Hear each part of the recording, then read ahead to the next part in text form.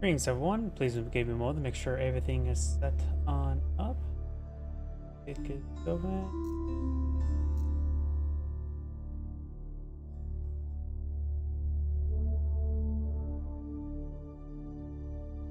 Twitter is going. Update the YouTube thumbnail.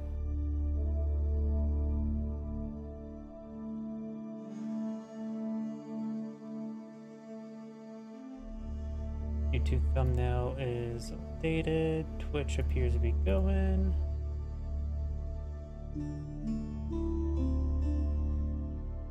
Rumble appears to be going as well. Let me just double check my other computer. Please give me a note to make sure that's set on up.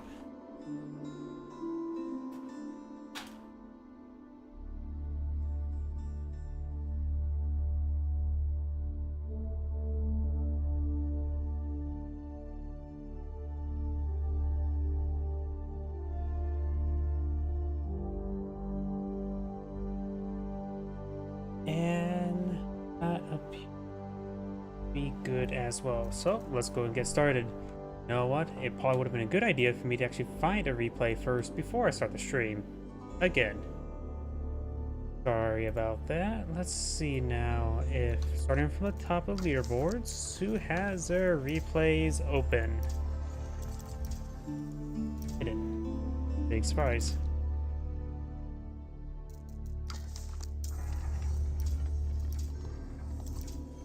Hidden.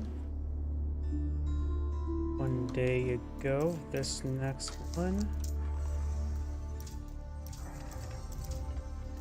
Here we go, we got some replays. Today is the 14th. The last Sunday was the 8th, so anything before or after the 8th should be fine. Perfect. 4 minutes. 13 minutes.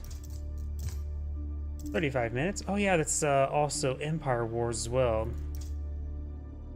Apparently I'm not doing this one, and... oh wait. If I hit the download button, the game tends to really panic. Let's just do this 22-minute one to start off the day with. You know, get myself warmed up. Rumble over here so I can see the chats that may pop up over there.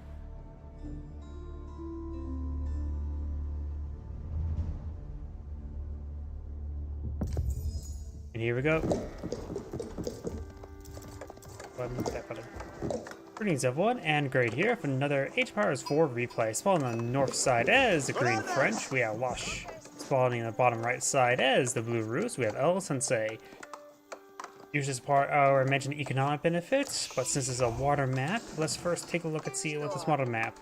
If you look at the mini-map, these islands are awfully square, with two little small squares, little inlets. There's some trade posts here. So if you put a docks over the trade over here, the value won't honestly be that great, honestly. It'll go and probably go like this as well. So if you want to make it go along the back side, you may need to put it in this inlet there. Maybe this is what, no, I was thinking maybe that's what that inlet's meant for, but probably not.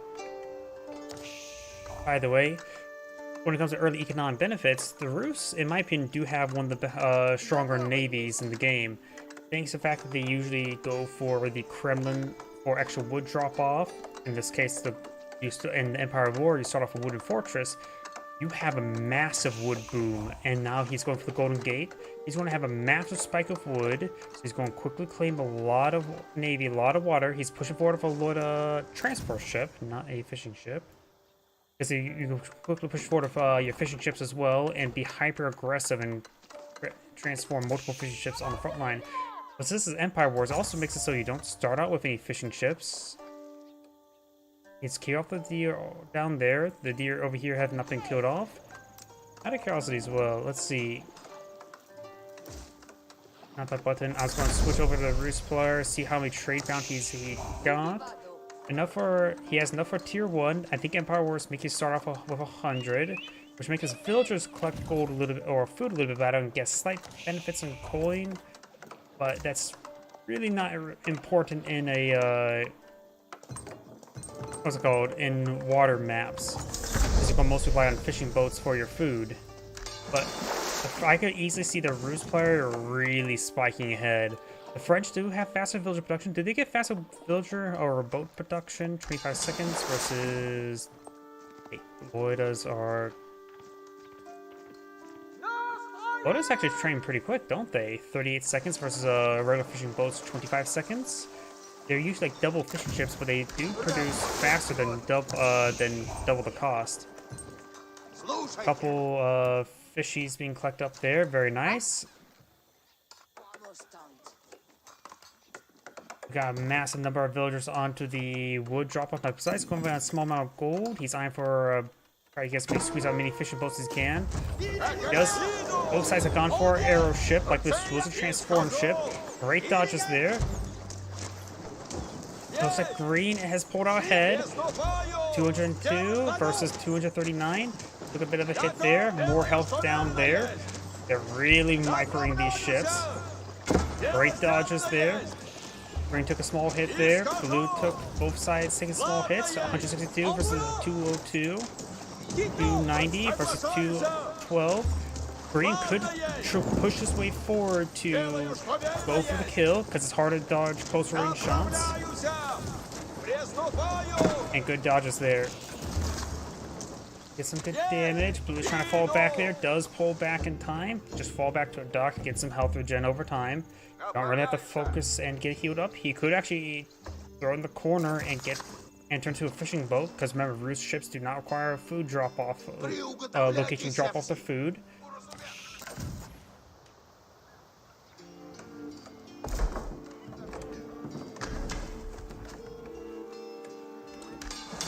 More fishing boats. Both sides have gone for one arrow ship, not pulling out any additional boats or combat ships at the moment.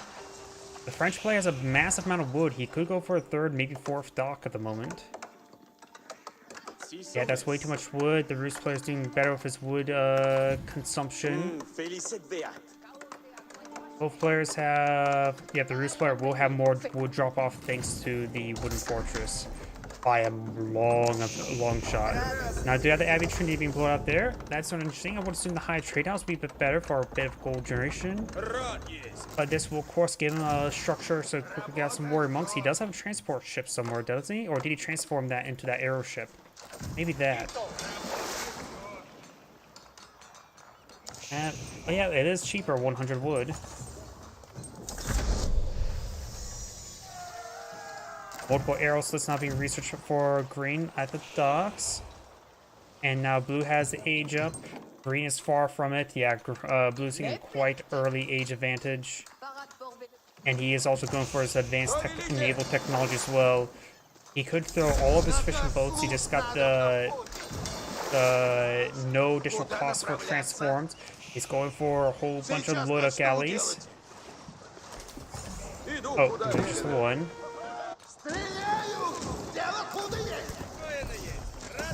Does get some good short bomb on there. He will take a good number of villagers. So, this final engagement will come down to this. Blue will have a massive number of fishing or arrow ships here. He has more than plenty to overwhelm the dock, though he's taking some hits there. If he still has one fishing boat, so he can perhaps go ahead and get some of these guys repaired on up. All arrow ships has one springboard ship there, so fire ships will not be effective. Got the advanced food, more food collection there. We got a Gallus here. Wait, the French has a unique ship. I did not know that. Gallus, horde of a powerful mounted bombard, long range attack, anti-structure attack. But look at that damage. Even though the Rus player doesn't have the +1, oh no, he does have the plus pierce damage. So these guys are doing massive damage there thanks to the extra range damage. And that does translate to ships, so each one of these ships is doing 8 times 6. So they have potential to do 48 damage per volley each. However, Pierce Armor does resist it, but that simply was not enough Pierce Armor. Gallus has a 138 range tile attack, relatively slow attack speed. This does not seem that useful, honestly. 8 range. For sure, 130 is quite nice, but 8 range that, with that pretty slow movement speed, it actually doesn't seem that useful to me. It's also incredibly expensive. A regular archer ship or is 300 health, in which this will take 3 shots to take out a archer ship, which may seem like, oh, that's pretty good, but it does cost also 3. No, this is 240. This is 660. Now almost 3 times the cost. And I'm pretty sure that these archer ships, when they're not even fully kitted out, would have higher DPS in them. There are a good number of these Gallus now deployed on the field. They don't have a lot of pierce armor as well, so they're actually relatively vulnerable to archer ships. Springald ships only do bonus damage versus archer ships as well, so Springald ships won't actually necessarily be good. I think our arrow ships are definitely the better call in this situation as well. They do have a decent amount of bulk to these guys. So he is fighting against also defensive placements here. There's a good number of these Gallus here. Because the archer ships have sort of failed a little bit. Now he's going for his Imperial Age. The French did go for probably the Guild Hall, right? Yep, he has gone for Guild Hall. He's going for gold as well. There are lots of gold on this map. Got 2 deposits 8,000, 1 deposit 4,000, all right next to each other for the French. The Rus was a little bit spread out. Some of it is able to hit by a short bombardment. Maybe go for the Sprit Scout Tower there would have been better. The Sprit Scout Tower is being pulled out right here, which is the H keep landmark. He decides to cancel it, rebuild it. He did go to Abbey Trinity. He does have a War Monks on the field, and whatever should be brought these guys over here could be used to pick up some relics as well.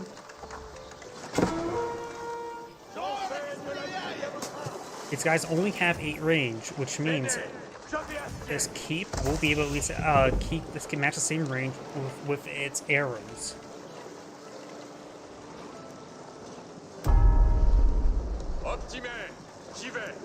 Right now with this 2 pierce armor, these okay, these are galley ships. Here's an archer ship. I just noticed some of these archer ships don't actually have bonus damage for some odd reason.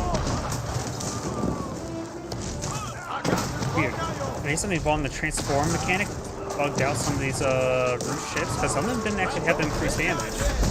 Looks like these Gallus are actually doing much more reasonably well than I thought. Granted, they are here in good numbers. They're also not very fast. They do 130 flat damage well, so they should be decent versus fire ships as well. So yeah, I made a mistake about the Gallus ships, but we do have the Sprit Scout Tower, which is fully kitted out. So the cannon placement and the Springald placement will both be effective if he gets these guys in range. And in these small number of engagements, these Gallus have been doing quite well. But now the Sprit Scout Tower is now firing away. These Gallus ships will get required by it. You have to use bombard ships to engage keeps. Now all 6 sites have been captured by Blue, which... Wait a second. Blue read the map better than I did. Look, there's 2 sacred sites on this keep, on this island. In which... This is all he has to defend for the sacred site sacred site victory.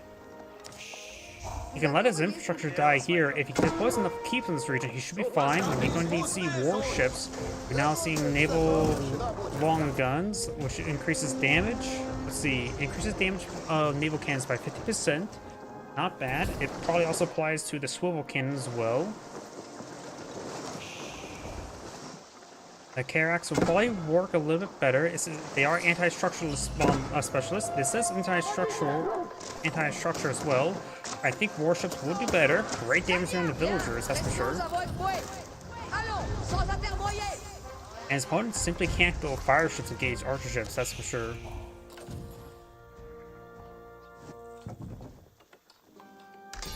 We do have the fire arrow technology, does get increased health. Oh, apparently the Rus has additional technology of Oh, it's also not listed as a unique.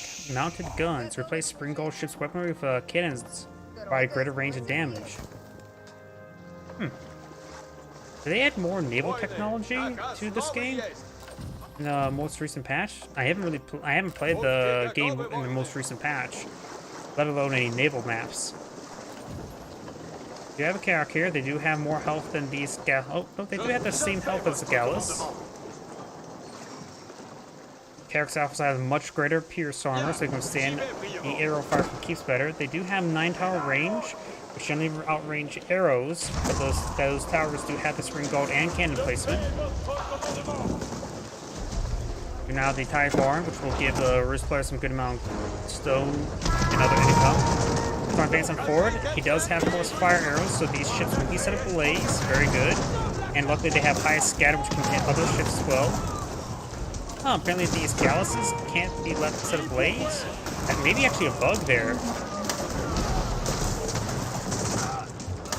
Either way, these guys have very low pierce armor, so archer ships are a decent counter for them. This Carrack also can take a lot of damage as well. It may have been the influence of a nearby dock, though. Multiple Carracks being flown in the field. He still has this keep here. He's also going for this keep. He could... Here's a stupid idea as well. Not only his opponent has to clear out these keeps, but they also need to use land units to decapture these points. This player could try throwing down a couple battering rams here to help protect the sacred sites. Additionally, Springgolds, land-based Springgolds are the counter to ships, and they do outrange all ships except for their upgrades. They can get the 12 range, which I don't think any ship can match that range. So going for a siege workshop and deploying out some Springgolds, I believe this would be a good idea. Looks like the French plays eyeing for his own archer ships now. These Carracks do a broadside 52 times 3 at 9-tower range.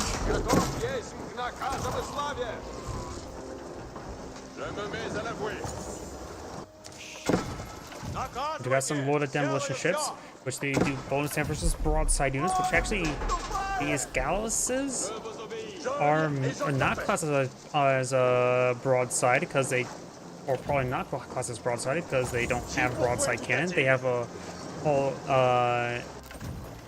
hull mounted cannon. What's the all hull mounted? Forward facing. Let's go with that. Gotta keep going on up. Got 5 minutes remaining before the sacred site to victory.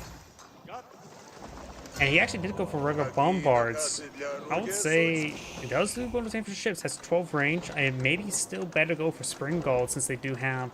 They can get, of course, get the 12 range instead. Of course, those bombards do put some pretty big holes.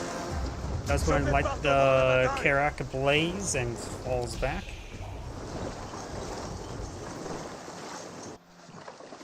Now got a massive number of fire ships here. I generally cannot tell you how this fight's going to go. Fire ships do take a pretty good volley there. A couple of the fire ships are going down. A couple hits there. A couple of the galley ships here for the French players going to go down. Fire ships are not advancing all the way forward. Get some good hits there. I'll see if I can find an adversary replays. I'm currently just casting replays, not actually playing myself.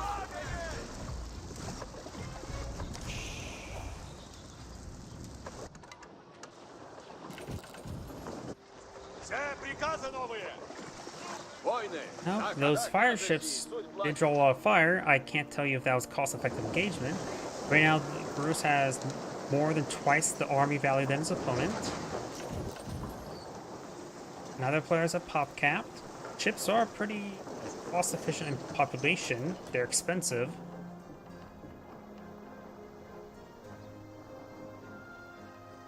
I'm casting replays.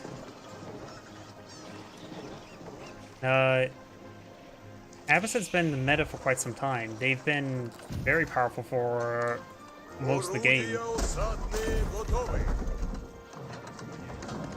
We do have now another keep going on up.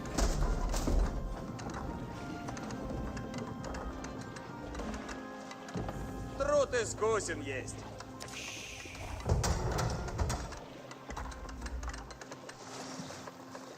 Oh, I'm not sure. Ожидайте наказа. I haven't played in a bit of time. I'm mostly just cast games nowadays. Been playing quite a bit of RimWorld lately. Haven't played in this recent patch. Напряжь секундно.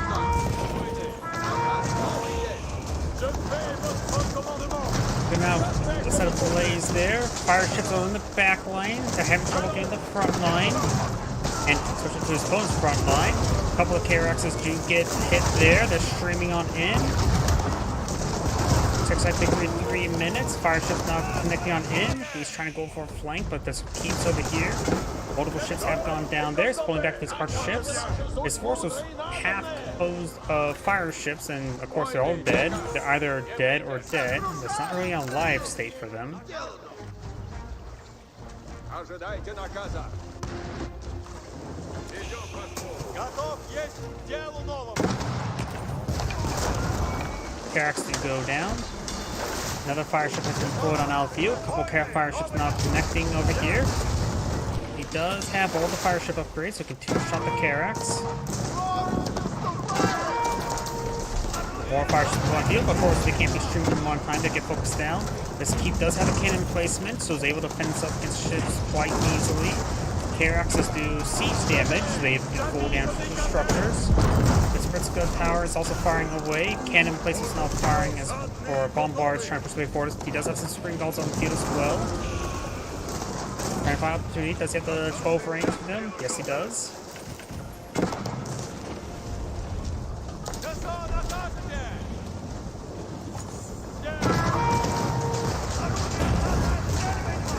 Fire ships do get cleaned up there, but does get one Carrack. Fire ships are relatively cheap, so that was definitely worth. More fire ships push way forward. We do have an arrow ship intercepting some of these fire ships, very good. And now I've got the villagers being pushed forward, trying to decapture this second site there, but there's enough keeps in this region to annihilate them. That's not going to get decaptured. This only stalls out a couple seconds. Fire ships, arrow ships are making their way forward. More of the Carracks going on down. These ships make their way. Couple fire ships pushing way forward. If I were to connect some Carracks. And maybe actually better go for those Galluses, seeing how those fire ships do bonus hit versus broadside, and those are not broadside. Cannons are now connecting here. More Carracks are starting to go down. Do you have this Carrack? This final volley in the Lord of Arch ships.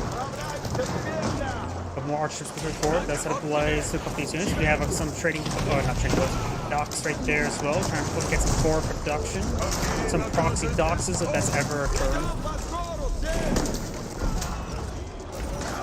You have another transport ship here. Gets annihilated. That's probably filled with villagers. Another demolition ship does go down there. This had a great saying, thank you for watching, and on to the next replay.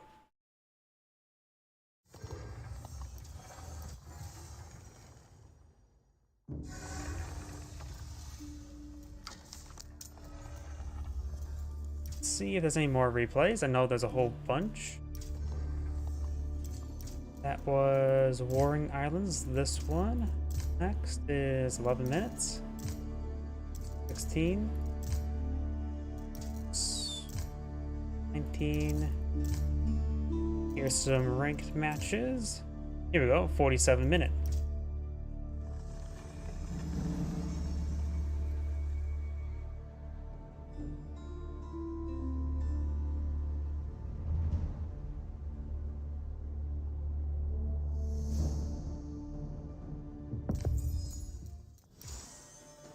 Greetings everyone, and Great here from another H-Powers 4 replay. Spawn on the top left side as the Blue Holy Roman Empire, Revel Sensei. Spawn on the bottom right side as the Magenta Chinese with Kaio. Let's see now, Chinese economic benefits. They of course can pull out the Imperial Official, but decides to go for a fishing dock because this map does have a handful of fishies. Each pond has 4 fishies, so maybe actually pulling out a dock near every single deep sea fish could be in order if you had the spare wood for that. In the meantime, I would say no more than 3 fishing boats per deep sea fish. The Chinese course can pull out Imperial officials and improve the drop-off rate of various resources, as well as collect some taxable income. While the Holy Roman Empire does have access to Prelate. The Prelate does inspire villagers to have plus 40% gathering rate. A very powerful effect. And depending which age 2 landmark, one of them gives you plus 40% gathering rate and a big, relatively large area radius around it. I consider this one of the most powerful Dark Age landmarks in the entire game. The Dark Age, Feudal Age landmarks. When it comes to unique units, the Chinese have access to Zunchnu, a crossbow variant that's good versus low pierce armor units. While the Holy Roman Empire player has probably one of the best Feudal Age units, the early mana arms. Most civilizations have trouble dealing with early mana arms. Great pierce armor is significant to deal with. Of course, both players will be eyeing for a later Feudal Age to get out their fishing boats. Here.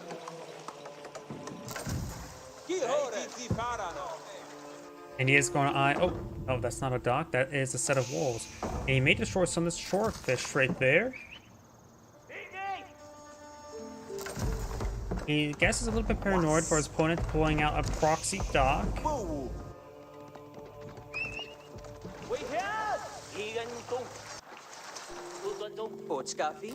There's the Akin Chapel. This is the landmark that gives plus 40% gathering rate around all resources around it, which is quite significant. I assume there's also a garrison inside. We now have Imperial official now out in the field. He is going for Imperial Academy, allows him to pull out Imperial officials here, as well as improve the taxable income around the Imperial Palace. And maybe in range of the dock as well, so that could generate a massive amount of coin. Yeah.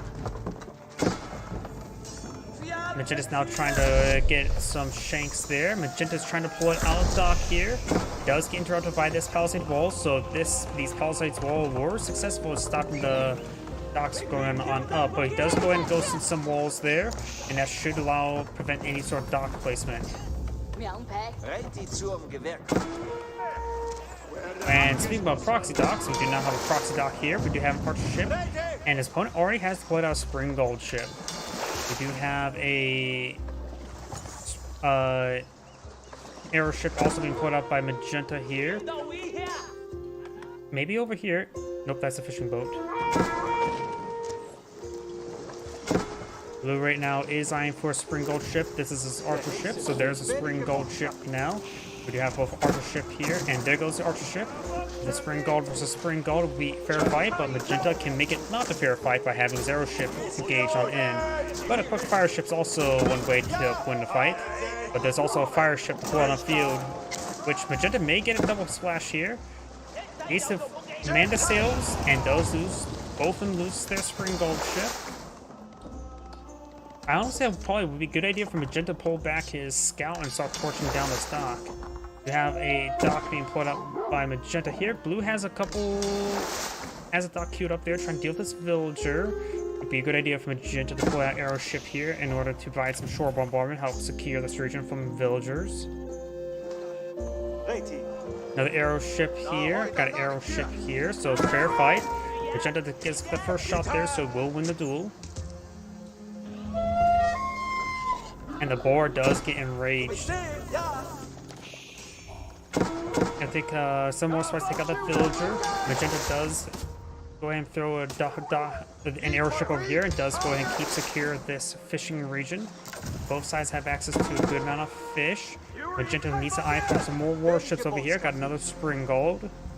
Dock over here was cancelled or destroyed. And Blue's villager does go down. Magenta loses a villager to the local doggo.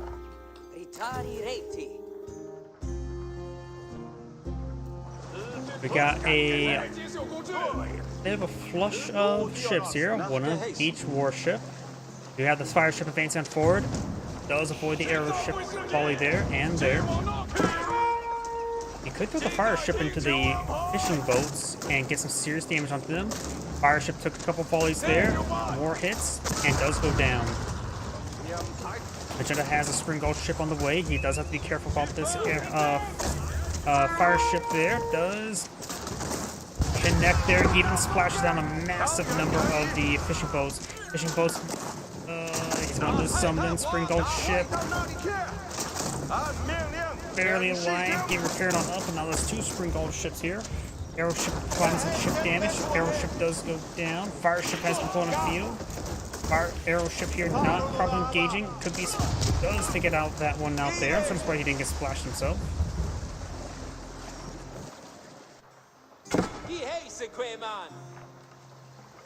Magenta does have this area secure. He's trying to build out some fishing boats over here as well.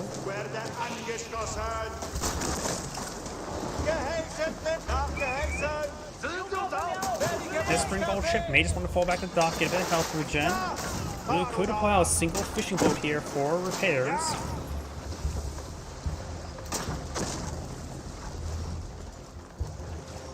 And these ships have taken a bit of damage. Does have 2 arrow ships back there. Bardic and the Sunbeam pulling a few. Designed to keep secure this gold and score some berries. Chapel, most of the wood around Chapel has been collected up. Does have plenty of gold and some berries.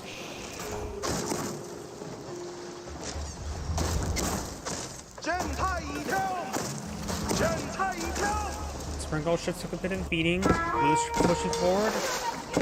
I think those villagers will get killed off. Yet the dock up there has been stopped being built, so all those villagers have died. Fire ship will connect with the Spring Gold ship, taking it out. The Imperial Fisher does pick up some taxes, and he does cancel Spring Gold ship there. He's just going to let this area fall. The Holy Empire player has advanced to the Castle Age, which he can use to pull out the Spring Golds to reach through these ships. Spring Golds are the land counter of the ships.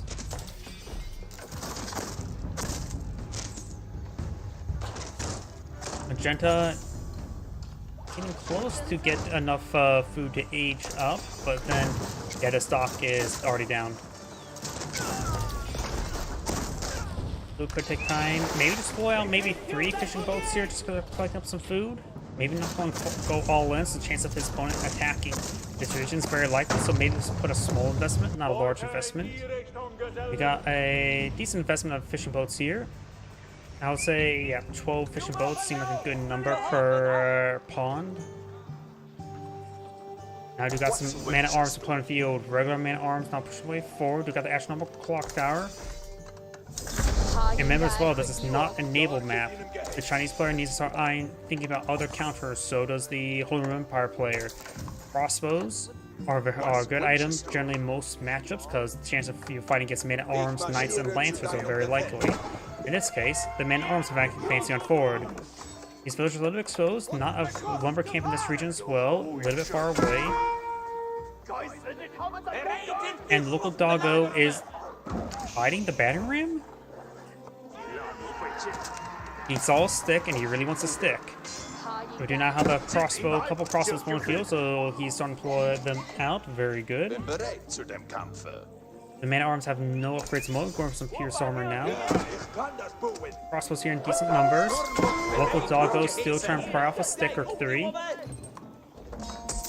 And most of the market is being built next to the scout. And Chinese player is eyeing for siege engineers as well. Of course he's going for siege engineers when his opponent has the astronomical clock tower. But that also gives a bit more flexibility in case he needs to pull out some battery rams in the front line. Or maybe the all-important siege tower. Battery ram will start cleaving through this dock now. Spring Gold ships do not get bonus damage siege weapons. The precise bonus damage is versus arrow ships and buildings. They only have 6 tile range as well.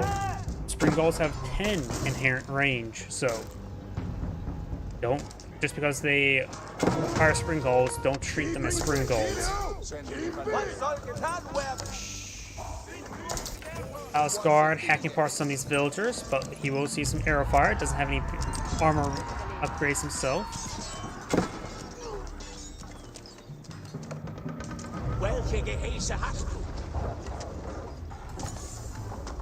应该会比我。 I'll probably take time to release that nearly destroyed ship. Just send it back to the dock, get some health regen. If some other ships on patrol move. This dock may actually... Okay, he does cancel the dock. I was gonna say that dock was probably gonna go down before it got filled. Crossbows need to make sure they hit these mana arms. These fishing boats are all filled with fish. And now we do have some blunt weapons research by the Holy Roman Empire players, so they will start hacking apart these mana arms, no problem.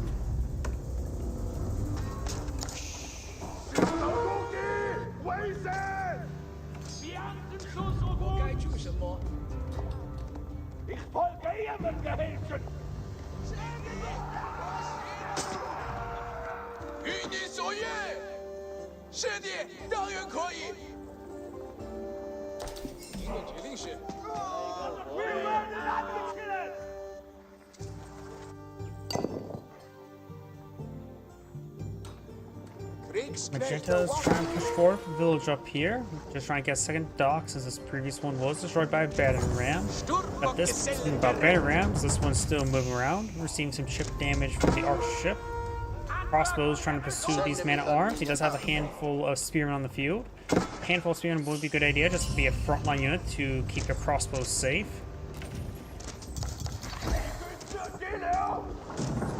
And those will take time to torch down these ships. Or, not ships.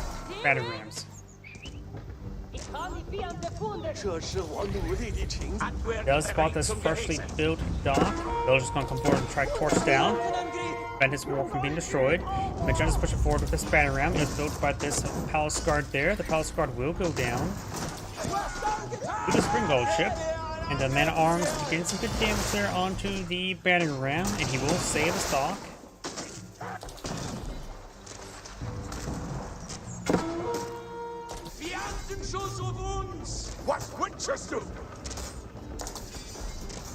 This mana arm is starting to torch down this junk.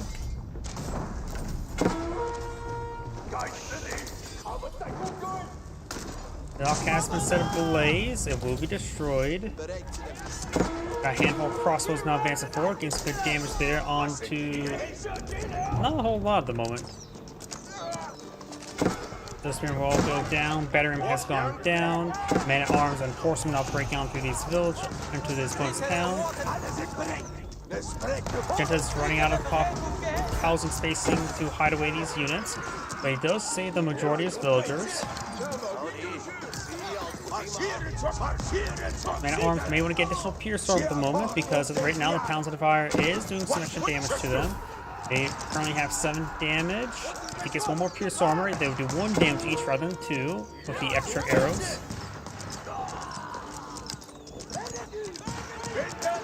And the more of these villagers are starting to go on down now. And if your official will get smashed in the face as well. So he has gone for a good number of fishing boats here. And not eyeing for any more at the moment.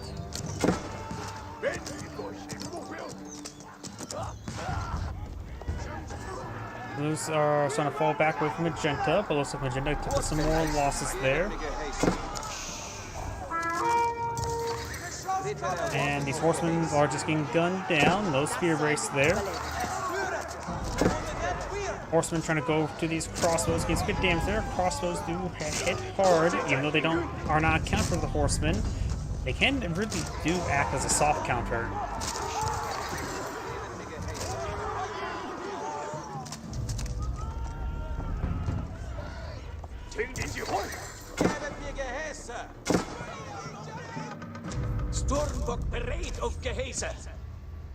This Ram cleaned up all the docks over here. So we got a horseman, and we still got these man-at-arms horsemen now pursuing some of Magenta's villagers.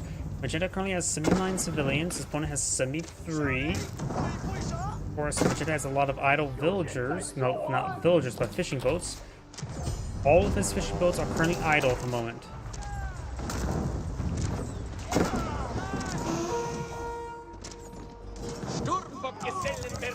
Couple crossbows here, but getting hit by the man-at-arms.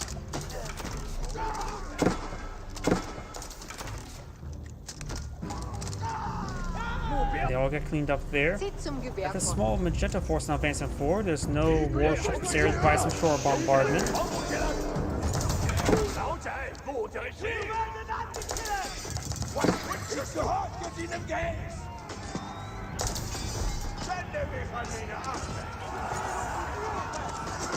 Spearmen and crossbows pushing around. Spearmen will get some good damage. There's a couple men or palace guard mixed on in as well.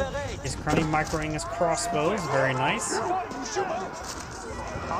Couple archers to blow on the field as well. That'll be decent item versus both of those forces. They do bonus damage versus spearmen, and of course they do reasonably well versus the crossbows. Magenda's force has been mostly cleaned on up, and half of the civilians are currently idle. That's not good. Down here, do have now the fishing boats now active once again. They probably dropped a whole bunch of food there.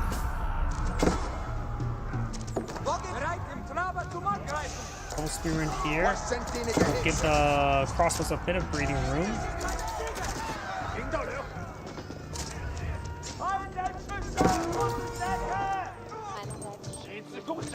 Archer ship getting some good shore bombardment there, denying that gold deposit there. Very nice. Spearmen and palace guard trying to hit these horsemen. They do get some good hits there. Man-at-arms archers now pursuing the ground forces. The horse is dividing to the sun. It has his hand candy slip, providing some good fire support. Couple villagers right there. More barracks been put out by Magenta. Magenta has a smaller army on the field, as well as lower quality. Palace guard now break their way forward, trying to hit these veteran archers. House of course garrisoned on up. We'll get some good decent damage onto these horsemen. More relics picked on up. That will be relic number 4 for blue if it gets secured. And then Blue's going to pick up every single relic on the map.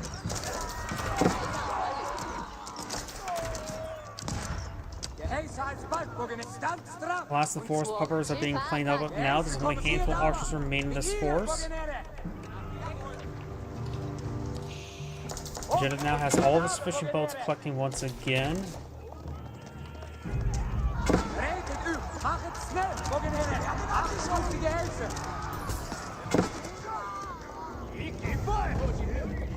And now we have a battering being pulled out by blue as well.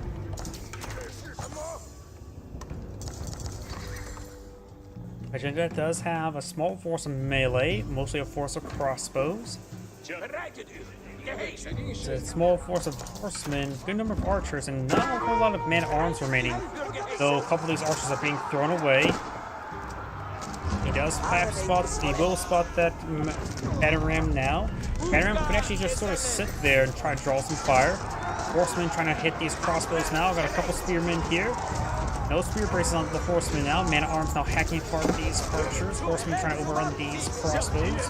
Man-at-arm or palace guards trying to pursue those horsemen. Magenta does save his crossbows.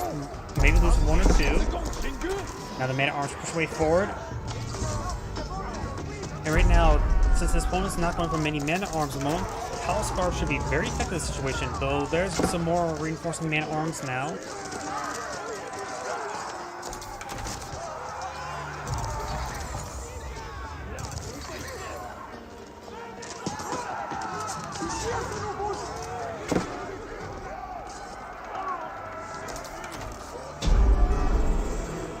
Those now captured up a sacred site, and looks like the other one's being captured up now.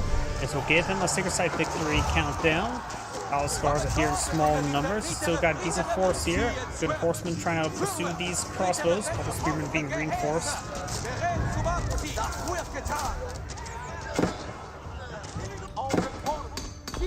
Mining camp is about to get set ablaze there. So a good number of archers for the Holy Roman Empire player.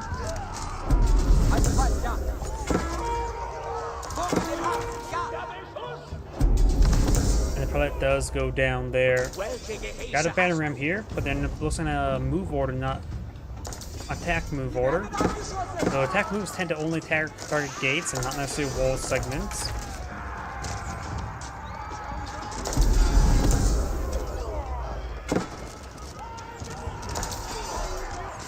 Horsemen able to find engagement there onto these crossbows. More Palace Guard pushing forward, trying to protect his units. Palace Guard and Spearman both last about the same amount of time versus blunt weapons, man-at-arms. Of course, the Palace Guard can do more damage in turn. Man-at-arms being focused down quite nicely, though Magenta is losing some crossbows now to these archers. A couple Palace Guard now charging their way on in. Palace Guards who have 5 Pierce Armor at the moment.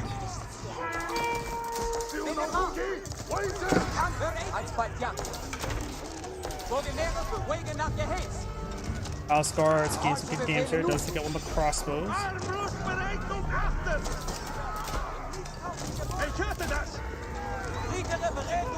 Horseman gains some good damage over here, taking out some of these crossbows now. There's more Palace Guard being blown at you. We've got now Clock Tower Necessities on the build queue. Right now the military force is 48 to 27. Much higher quality for blue as well. So do remember he has been a warship in the field, which will inflate the quality of the army value.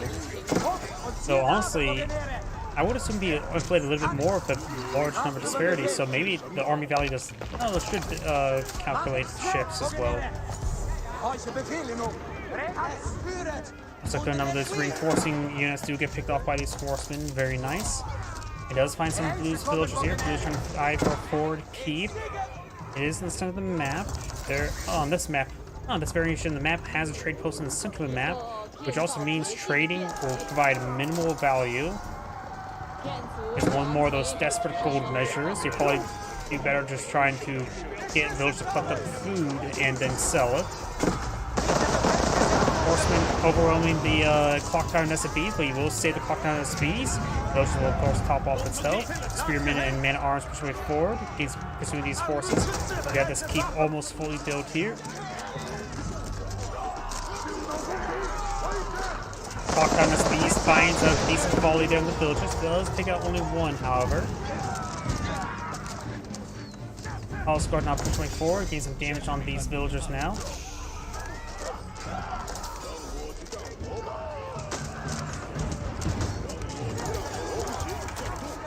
And Magenta's starting to fall back there, starting to get overran. Sorry, I have to distortion. My apologies.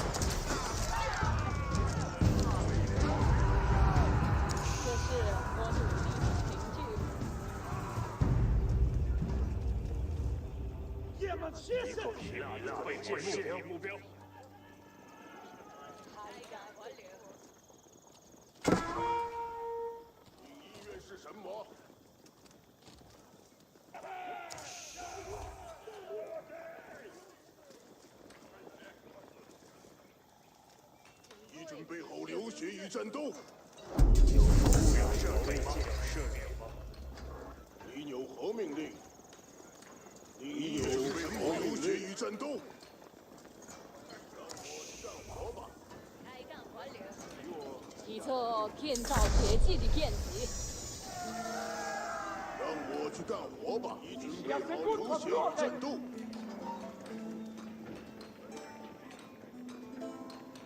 该干活了。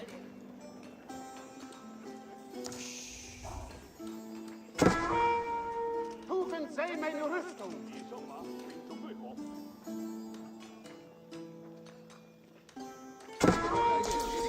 做些什么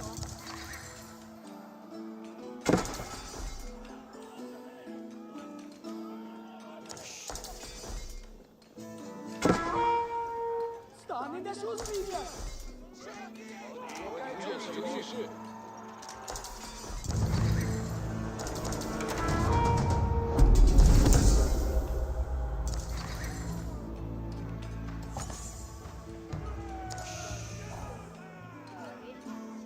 你意愿是什么？我们被瞄准了。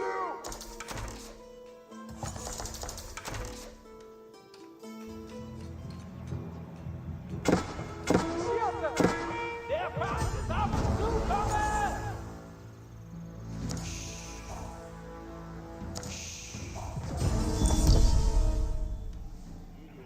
我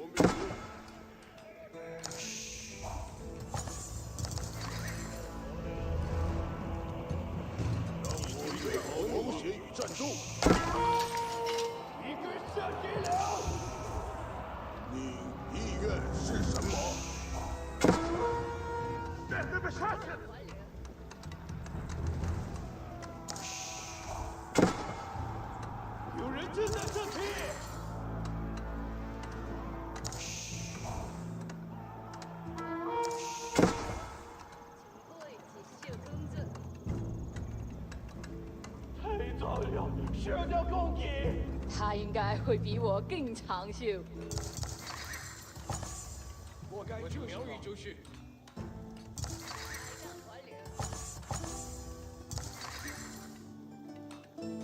一个黑目标，您的老兵就绪。需要这些神魔。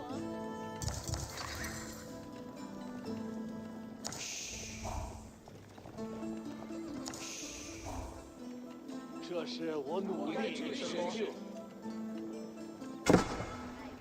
Und habe Schuss！剑足以完情，看不错。我知道自己在干嘛。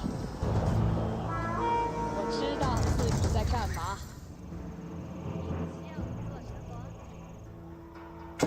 我知道自己在干嘛。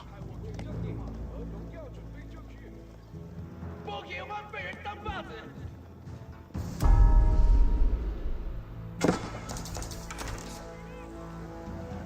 收到射击。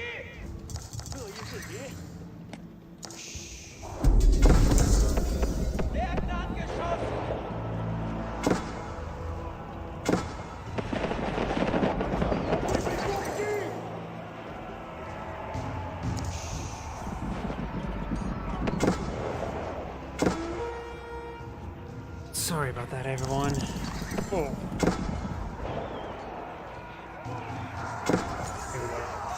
Looks like both players are now in PLA. Horsemen trying to hit these gold miners, and we do have a number of veteran horsemen and spearmen here for defense.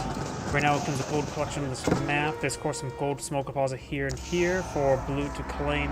Of course, some of these granary miners have got these spearmen eyeing to defend. Blue's trying to eye for some stone walls here. It does get interrupted by these palace guards, and others trying to interrupt some more farming. Both sides have not really contested either's fish all too much. Elite horsemen moving around. And we have a decent number of spearmen still sort of left behind here, which would be useful to protect against these horsemen that are advancing. Palace guard over here had been cleaned on up. And over here, it looks like Blue's eyeing for some villagers as well. We do have now a couple upgrades not being deployed on out. Horsemen do find some of these villagers. Help them will go down. Spearmen, luckily, are some of the region, only partially being passed the fen. The Great Gatehouse will find some defense there. They may just play Ring Around the Rosie with the Great Gatehouse. They gave some great damage there.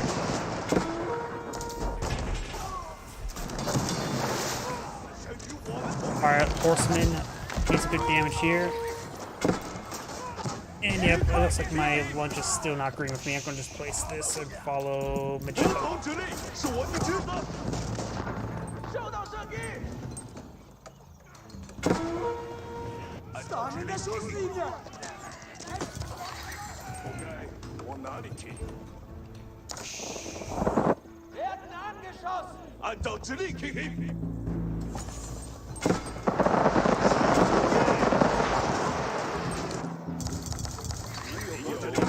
正在提醒中，遵从你的命令。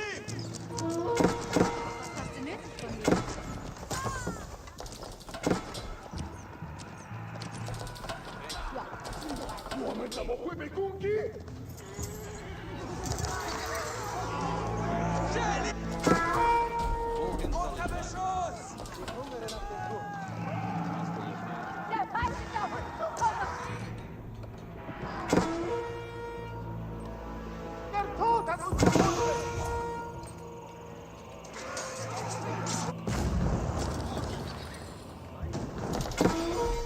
Wir werden angeschossen!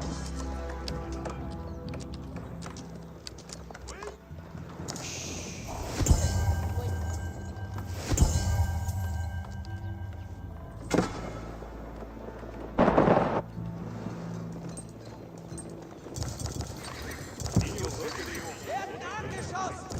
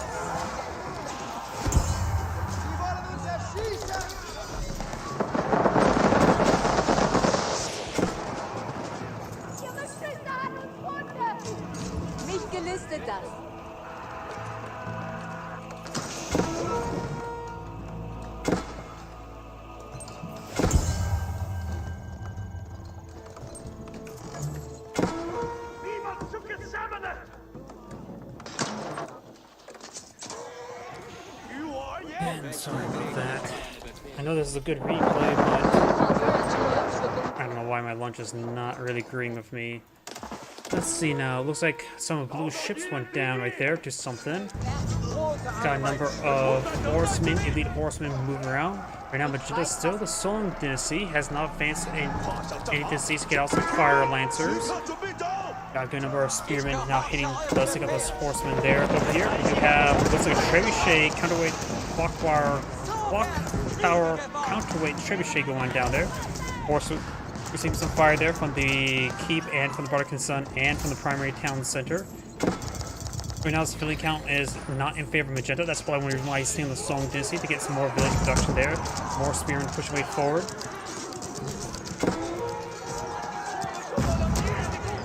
Right now, the blacksmiths upgrades. Looks like Magenta got most of them. Blue has a good number of them, but lacking more melee armor. It's just eyeing for a big line of stone walls here. But of course, there is a blue keep here in this region. He's trying to interrupt. 命令即将下达。 If you take a look at the gold on this map, this gold deposit is being seized by blue. There's still a good reserve over here of 3,000.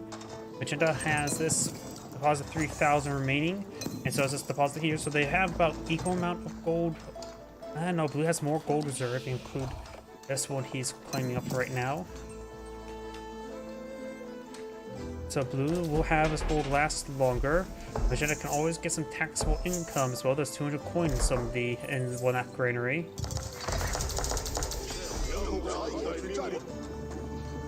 We now have a bombard now deployed on out. Both bombards there. We do now this blue keep in the region receiving fire from the magenta bombards. Horsemen trying to push their way forward. There's a number of spearmen in this region.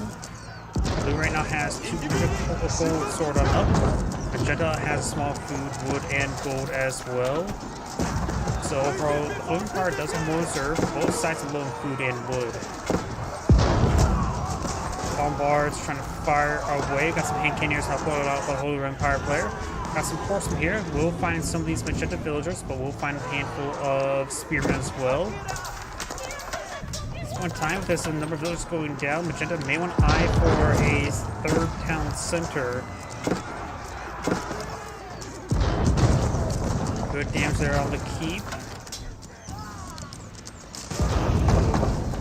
And the keep is going on down now.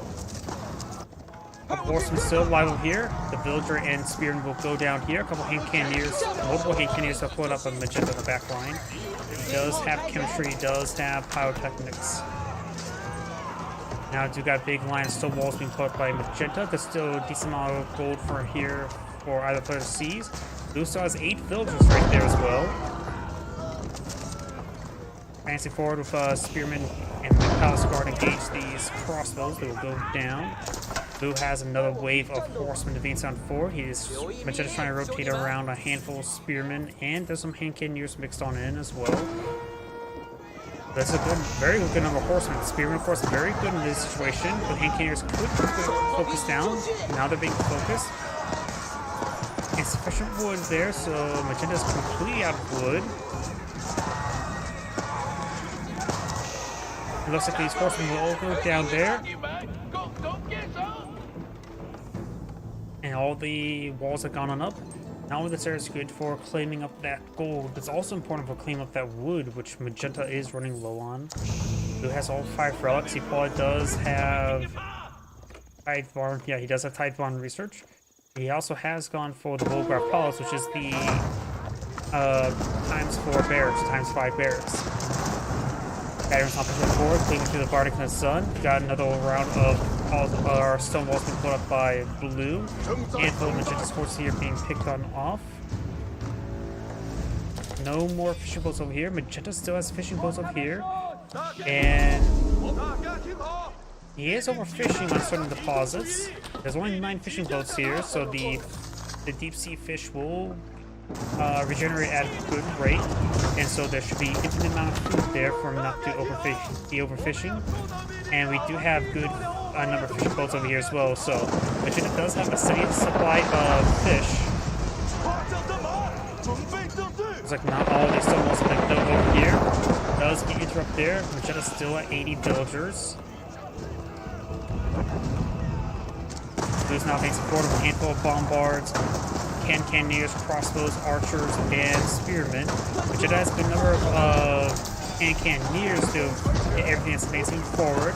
And thanks to increased range, it should be effective versus Blue's cannoneers as well. Of course, Pilot Squad hitting some of these units as well. A couple of horsemen now pulling them out. Still the soul busy. Bombards can get overran. Clock Tower Mercedes finds a good volley there. Spearman trying to gauge. Does save the Clock Tower Bombard. Magetta will hold over here, but did lose quite a bit of infrastructure. Magetta still has all to the population cap.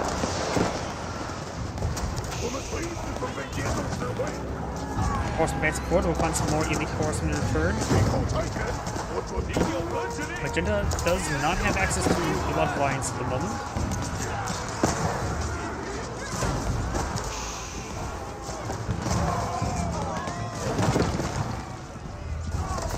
Batteries push way forward, putting through some more of these landmarks.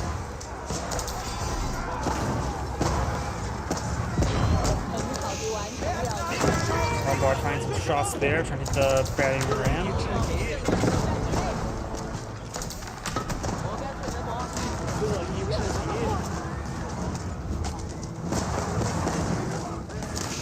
All the barriers have been cleaned on up.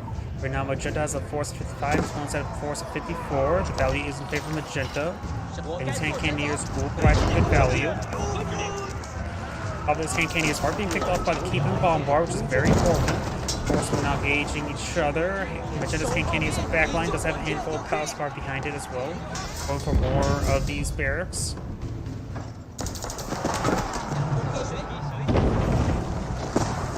And now the Keep's doing quite a bit of fire there. Bombard, there's some fire from these horsemen now.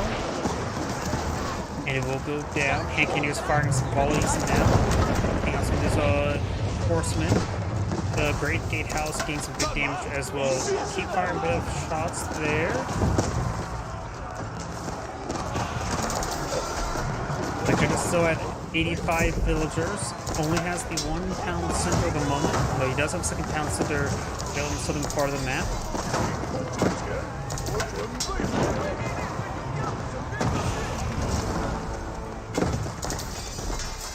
More barracks being hit by these battering rams. Hand cannoneers, of course, not very good versus battering rams. This barracks will go on down. We've got the cavalry trebuchet firing some shots as well. Got some idle villagers here. Magenta does have a bit of wood to work with. Spends on some more structures. Not a lot of other resources. Blue has a decent amount of wood and coal, but not a lot of food either.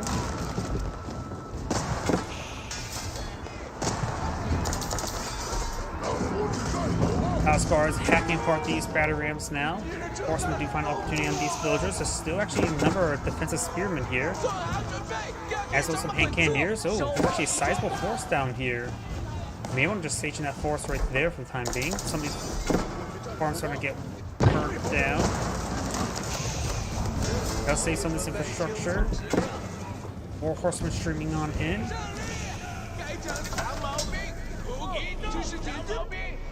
Yeah, this town center is also constantly building as well.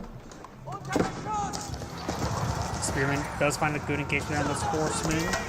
Hand cannoneers mixed on in, so we'll start hacking apart these guys. A couple Palace Guard, he has to bring back a majority of his force.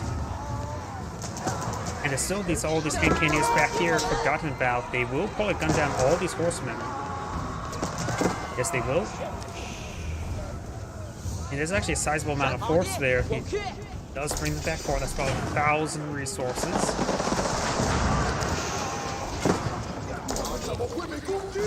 Palace Guard now hacking apart these villagers. Horsemen on gated horsemen. Which Blue does have some hand cannoneers still and going for some archers of his own. He does have 3 trebuchets on the field. 1 more being built out. Great Gatehouse has received quite a bit of beating. 2 trebuchets are nailing it. These aren't paired up the Great Gatehouse now. The Great Gatehouse will go down the current rate.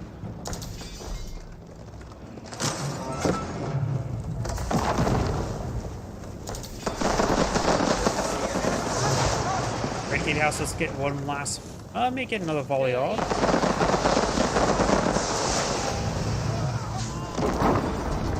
Horsemen will be engaging these villagers. More of them actually long distance collecting of wood.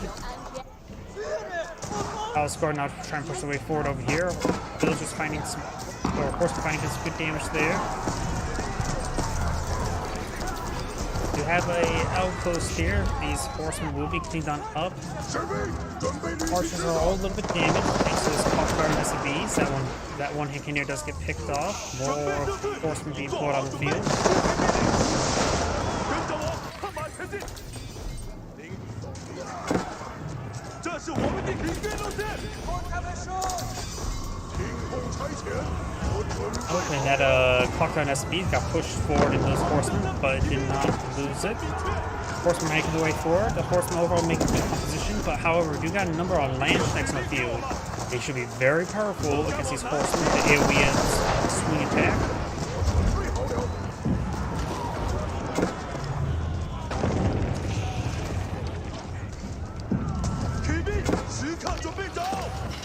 Horsemen all falling on back. The Great Gatehouse still trying to be repaired on up. We still got a good number of trebuchets hitting it. Right now the force size is quite similar. Magenta has a slightly better quality of force. Horsemen once again trying to hit Magenta's villagers. Does take out a number of these villagers. The rest of these horsemen not being focused 我已准 down. 备听候指令。 东城第一周训。 Good hits there.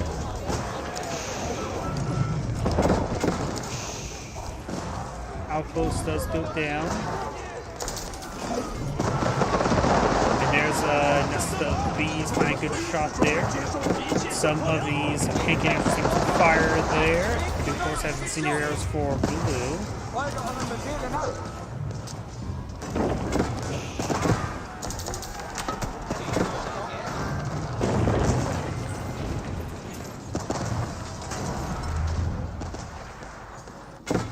Horsemen still find some more hits there on those villagers. Hankaneers getting some good shots. More Landschnecks, more man arms being pulled on field. And Magenta does back up the game now. This Angrade saying thank you for watching and on to the next replay. And sorry about for all of those restroom breaks. I don't know why, but I just had to go.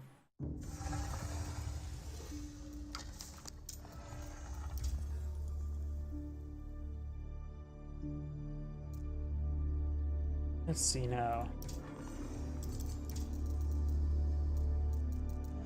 That was that one there. 22 minutes, we can do this one. 16, 5, 11, 21, 16, 10, oops, not that button, and 17. So let's go ahead and do this one here.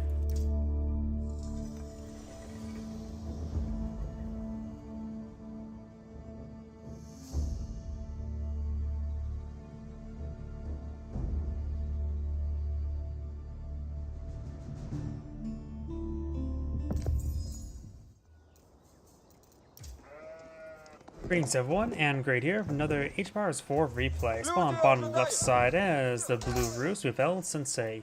Spawn top right side as Magenta Ottomans with Dracos. Let's see now, economic benefits. Since we do have a Roost player on the field, let's talk about the Roost players, which so far has gotten 0 trade bounty collection.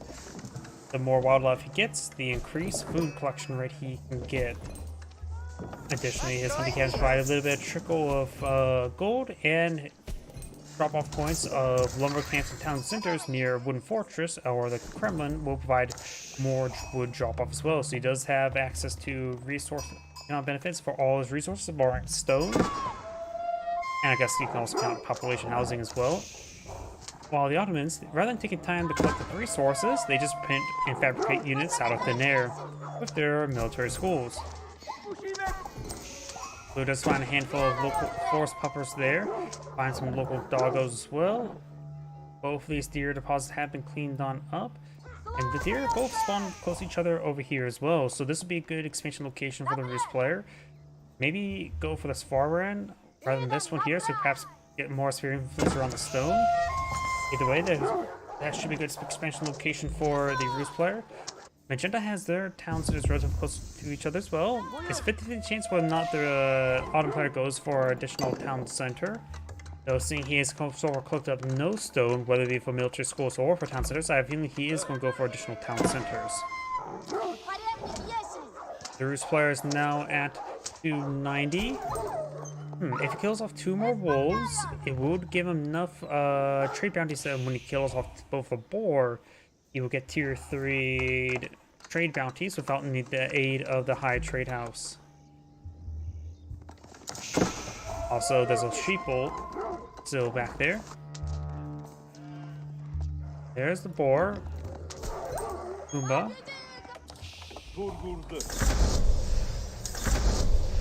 But I don't know if I haven't heard or see any more wolves on the map. So that simply may not be a possibility at the moment. He could be just ever so shy. Either way, he does have tier 2 trade bounty, which will give him 10% increased food gathering rate for all food sources, including the forest puppers. And seeing there's now 3 villagers here cooking with stone, he is pulling an eye for our additional town center.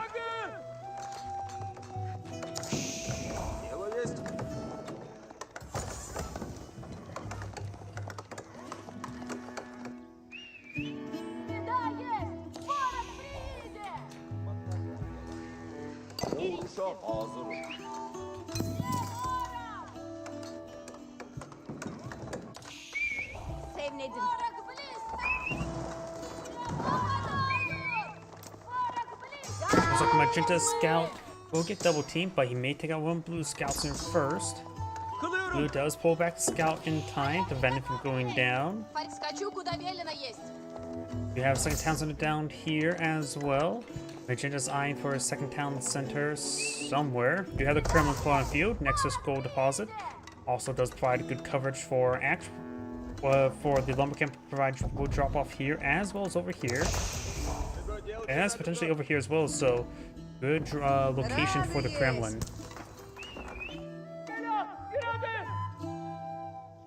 Autumn player is eyeing for an outpost here, since I should also mention the H2 units. The Roost do have the early knight as an H2 unit, a very effective early knight unit. While the Ottomans do have X2 unique units. The Metter, a unit that provides increased either decreased attack speed or increased armor for nearby units, as well as Sipahi, a heavier horseman. That costs more as well.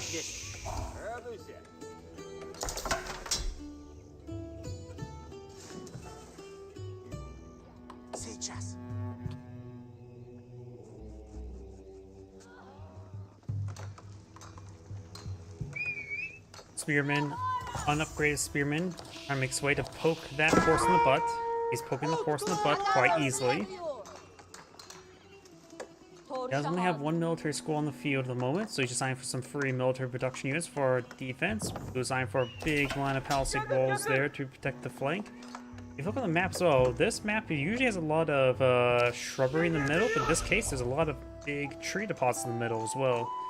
The Ottoman player has apparently like 6 wood deposits inside the map, while his opponent only has 5. And for our Vizier, we do have the Imams being pulled on out to get some great health benefits. These militia members are probably about ready to die from dysentery. The 1 villager does go down there. Those militia do go down to dysentery. And with the 2 Imams in the region, this Spearman will be able to receive enough healing to heal the damage from these nearby Spearmen. Of course, now he's by himself. The Imam's not in this region. He needs to fall back to over here. Another military school has been pulling field. He's trying to go for some free Sipahi.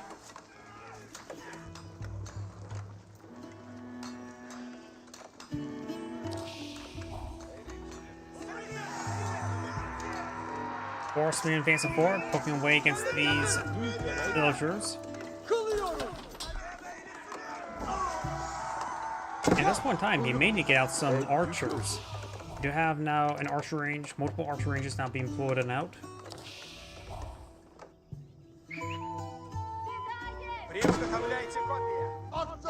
And Sipahi will find the scout and will start poking in the butt.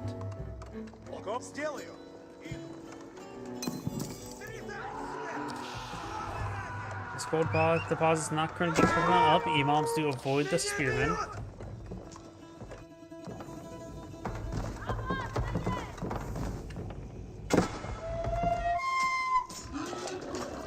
Who's going to claim this boar now? Taking have the scout throw some arrows in as well. This boar does go down and does go for a hunting cabin there, which since it's in the middle of all the shrubbery will provide a decent amount of coal generation. And now you have age 3 high trade house going on up. He did not find extra wolf in order to get out his age tier 3 trade bounties about needing the high trade house, but he's going to find a trade house either way. And he's going to deploy it. And that seems like a pretty good spot. Don't know if he could apply it more in the middle between these two, but this right here should provide about at least 200 gold per minute.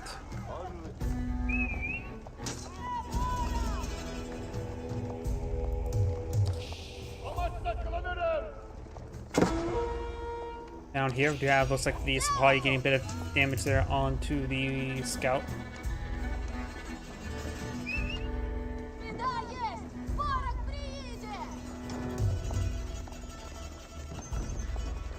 And now we do have the Mahib Imperial Army now being pulled on field as well, which will provide him some free siege weapons.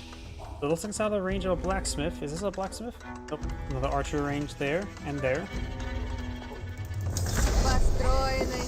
High trade house now been pulled on the field. And the cabin over here is providing a nice 20 gold per minute.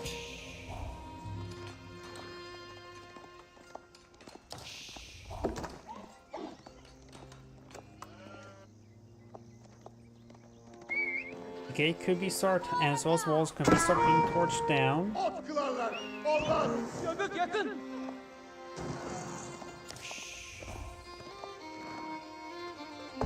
Now Blue's eyeing for a hunting cabin here to collect up these forest puppers as well. Just going for a large amount of food resources.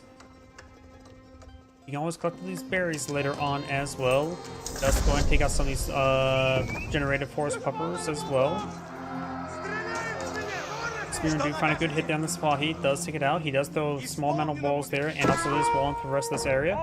He has walled up this region, which actuality, based on the look on the mini-map, that looks like it's not actually a traversable area, though it could easily be chopped down to be traversable. Magenda's trying to make his way forward. There's an Imam in this region as well. This leads me to believe he's trying to collect the relics. Apparently there's 4 relics on the side of Blue's walls, while Magenta only has 1 relic on the side of the map. He does have picked up the moment as well by this guy. Another military school going on up. And let's take a look and see what Vizier, the Ottoman player, has. He has gone for, of course, the field work for 2 imams, as well as military campuses to get out an additional military school. Another line of fortified palisade walls going on up.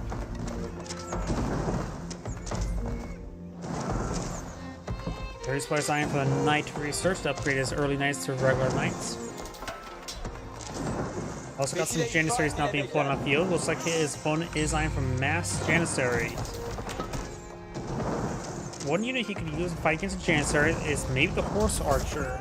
They will see bone damage from Janissaries, but they do outrange Janissaries. I think Horse Archers would have a range of 5. That's probably not a good idea. Probably still best to go for Mangonels. Right now, much of this force is vulnerable from Mangonels.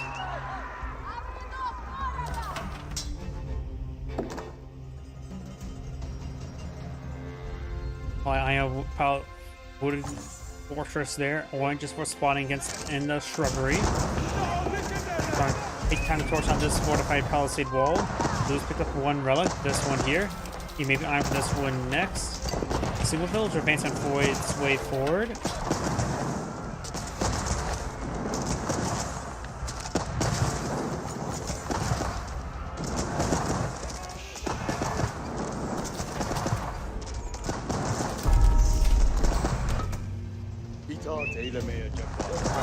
on those are being captured up now.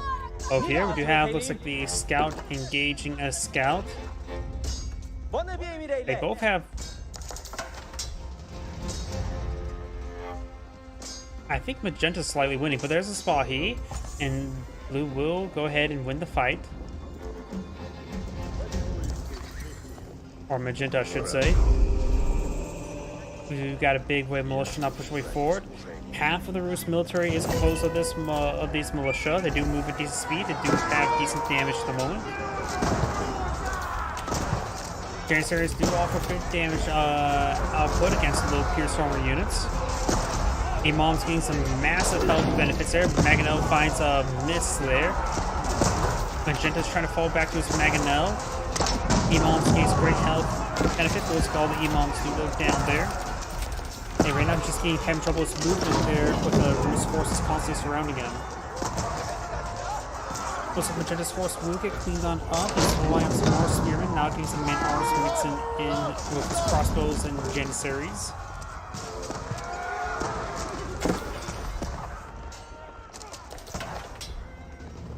Blue decided to fall on back there. Those militia did very well.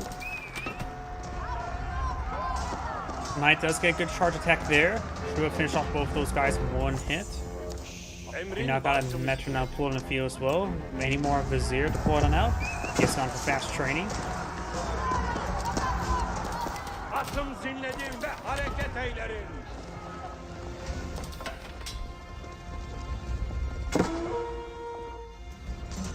Golden Fortress does go down there.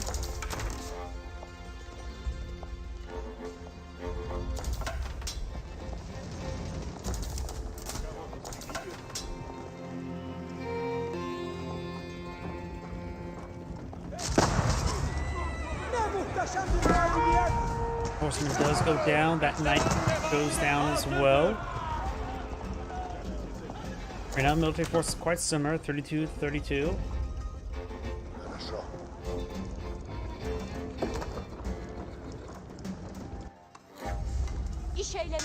Got some more barracks now being employed on the field. We're not utilizing some of these barracks, so I got this one queued up quite a bit with spearmen and man-at-arms. Just being sold up by the research.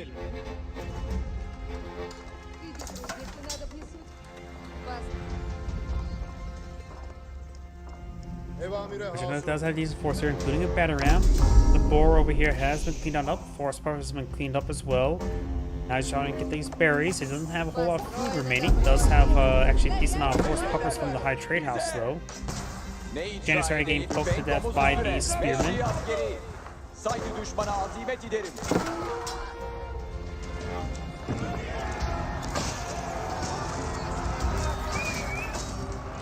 Battering will be picked off. A good little pick there. Militia now making his way forward. Knights as well. Janissaries need to make sure they're focused on those knights when they can. Bruce Headfly has a good number of archers here as well. Gains good damage. Right now he has increased attack speed activated. Harekete intikal eylerim.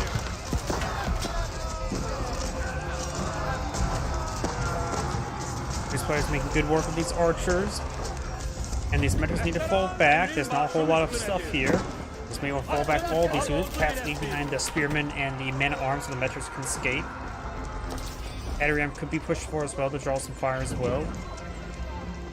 Dalton plays eyeing for his own archers, veteran archers. Emir eyle.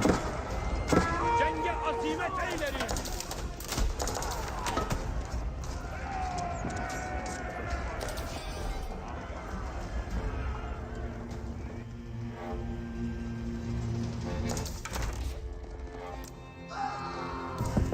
Militia do die from a heart attack there. He's almost ready. There's another Vizier. He sees all these archers. He does go for the advanced academies. Going for lancers at the military academy is probably a good idea. Or Sapahi as well. He does repair that wall.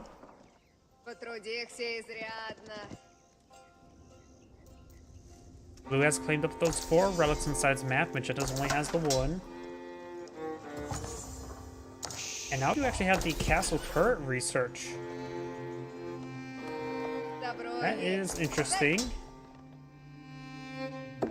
getting Castle Turret here, that has to be a misclick. That has to be meant for Castle Watch, not Castle Turret. Does that increase the damage of the arrows fired from villagers by 2?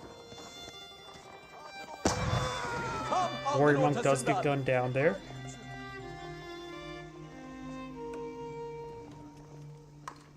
And curious as well. Let's see. 195 gold per minute. Pretty good.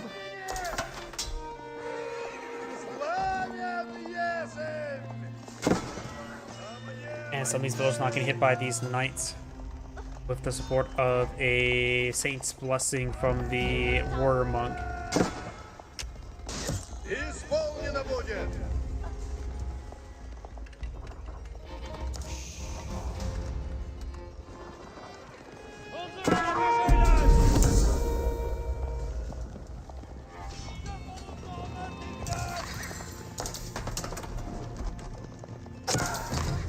There's a Spring Golden placement here. I don't know if casting 44 damage for a Spring Golden placement. Does the Spring Golden placement get improved by Castle Turret? +4? A must. Huh, never knew that.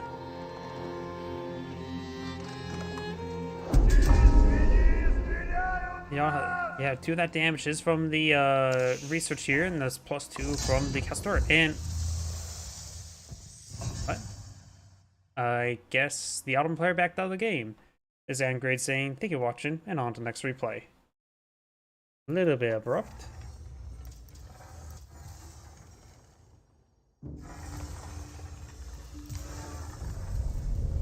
Not that button, this button. That was actually the last replay I can get from him. So let's see, last online 4 hours ago.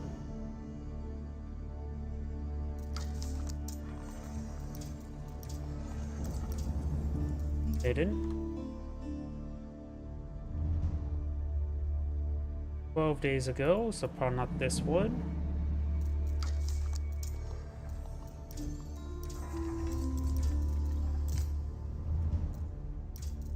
$13. So these are recent.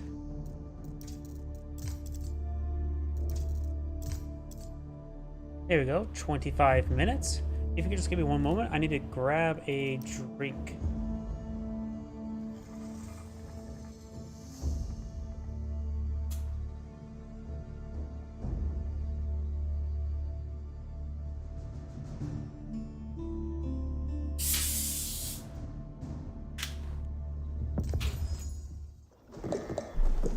Oh, perfect timing. Pause this for a moment. Just need to take a quick drink.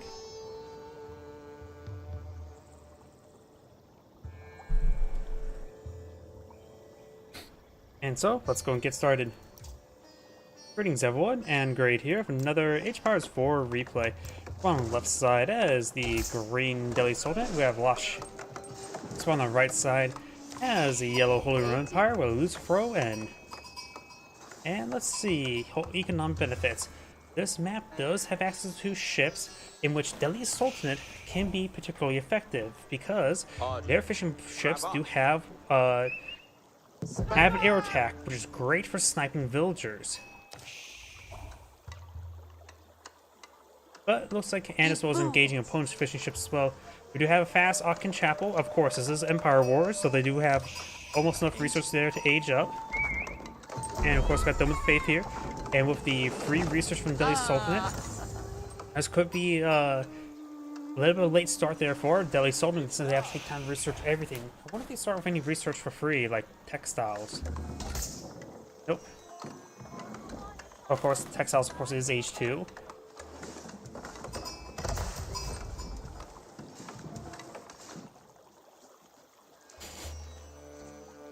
Of course, both players are eyeing for some villagers. We have now more of these ships here. Local Doggo trying to bite that villager as well. Dome of the Faith, which allows you to pull out scholars for cheaper, 50 gold cheaper, making them 80 gold. And Aachen Chapel is one of those powerful landmarks in the entire game, giving you a nice 40% collection aura around it. which will allow them to actually collect up this wood, this coin, and these berries quite quickly. Not this stone, though.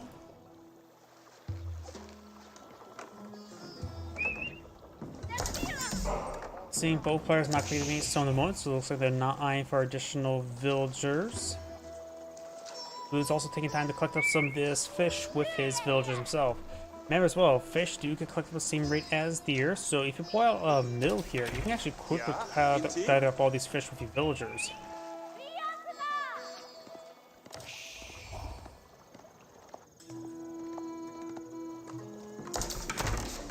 Green right now is eyeing for some military ships. A archer ship does have pair archers in the field.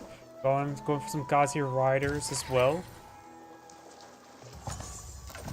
And now got Green Scout push way forward, trying to find a opportunity to engage these horses. We do have this scout up there. Arrow ship on the field.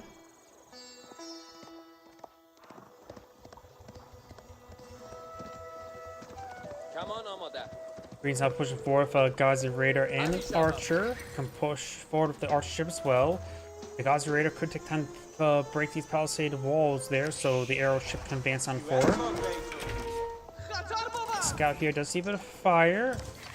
He can also be used for torching down these palisade walls. Green's now eyeing for his own palisade walls there, deploying out for Archer, and now we've got a fast castle for the Holy Empire player going for Regnig's Cathedral. Couple archers being pulled on the field, got a stream archers making their way out.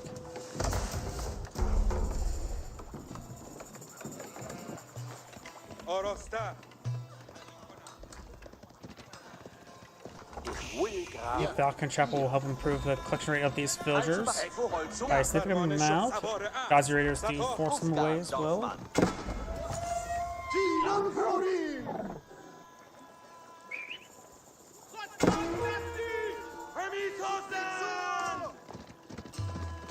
Gazi Raiders do receive a bit of damage there. And that Spearman does take some good hits there. Gazi Raiders do hit harder but slower. They have a bit more health to work with as well compared to other horsemen. The single archer can provide some great fire support in this situation. That Spearman does get picked off there. But this Spearman will take out that Gazi Raider as well. So now he wants to deal with one Gazi Raider to work with. More Spearman being put on the field right now. He does have the Hardened Spearman research now. All these villagers starting to get hit. Fresh Spearman deployed on the field. Gains good damage there. Archer gains some pot shots as well. Imam or Scholar are now getting hit there as well. A couple Gazi Raiders does spot the dock. No Archer ship there for the defense. An Archer ship would have been very useful. It will not only protect this dock there, but could provide some excellent shore bombardment. Now you got a knight deployed on the field. The Deadly Sultan has not gotten to his own castaway just yet, which also makes it so it can, even when it gets to castaways, he'll have a long research time before it gets anything deployed on the field or any research going.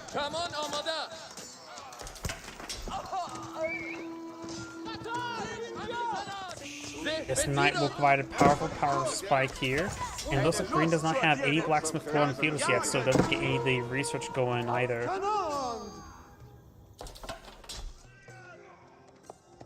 Gazi Raider will be forcing away this horseman who was shanking a scholar there.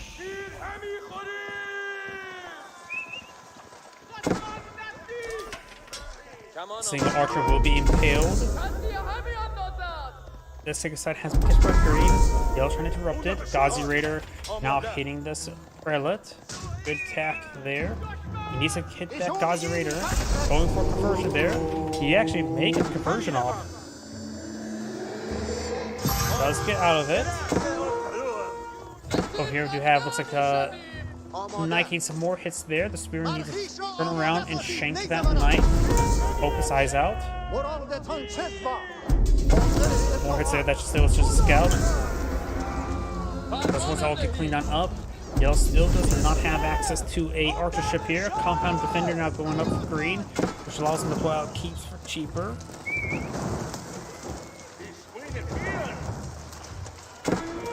And these archer ships will be going down. Yellow doesn't have a whole lot of production in the field at the moment. Has a good number of spearmen as well as knights.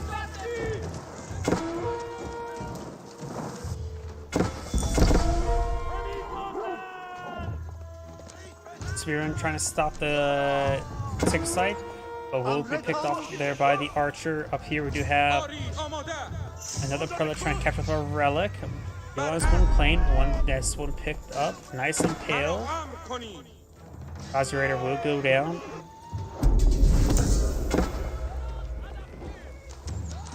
And it looks like all these fishing boats will be going down. Did not save them. And one arrow ship would have been more than plenty to save them all. At least one player does get to the next age, but it'll take a significant amount of time to get his research going.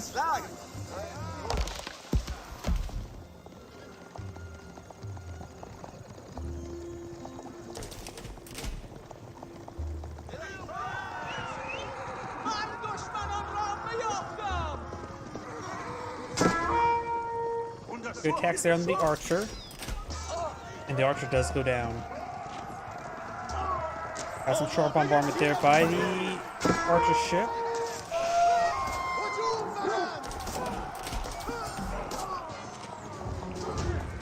Good damage there. Spearman not being pursued. The local doggo does go down there. Some crossbows not gauging. Oh, we got a war elephant. War elephants do also have anti-cavalry spear attack, as well as tusks doing some good damage there. So the war elephant is a counter to cavalry. Counter heavy cav with really heavy cav. After all, elephants are quite sadistic as well, like dolphins. Elephant style charges way forward.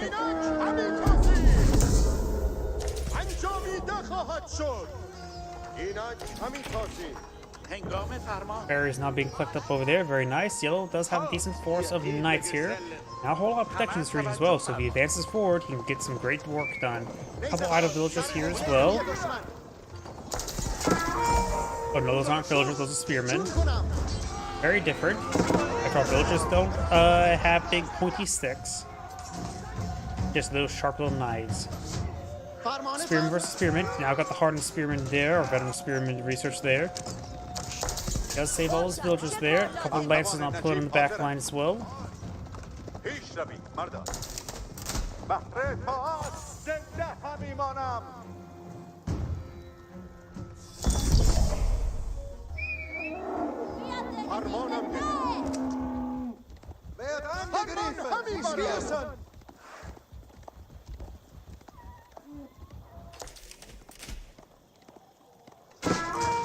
Good damage there onto those villagers.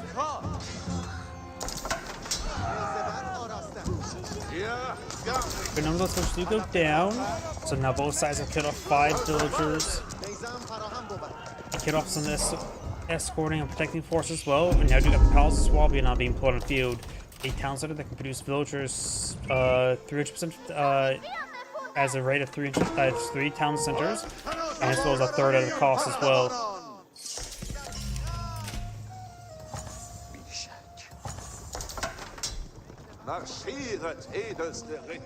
We got a decent number of crossbows here, spearmen, and lancers, so should be able to engage these knights. So some of these villagers still may go down. Good charge attack there.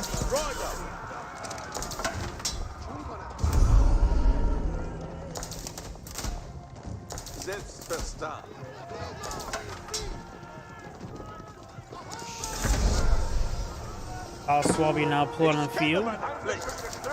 Up here we do now have this knight hacking part of this scholar. Knights are falling back. We do have the village fortress research with all of his keeps to act as town centers as well to improve village production, which would be a good counterpart to the Palace of Swabia at the moment. Right now the Holy Empire player will be producing villagers like crazy. He has basically 4 villager queues up and going, the cost of 2. While his opponent only has 1 village queue going at the cost of 1 villager.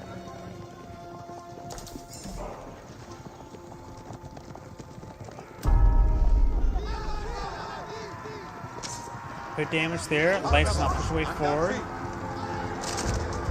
crossbows do find a good volley there onto these knights. We have now March and Drill, a cannon placement, tithe barn, and lumber preservation. Yellow has claimed up 4 out of the 5 relics. Green has claimed up 1 out of 5 relics. The knights are falling on back. Lancers now getting a charge.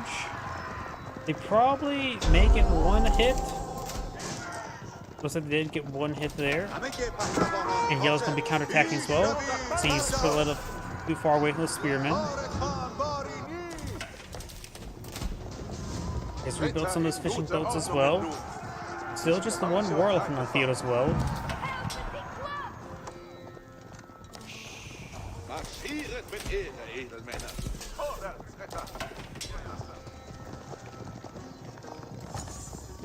Grausamkeit ist meine Tugend. Marschiert hier, Edelmänner. Feindliche stören mein Ross.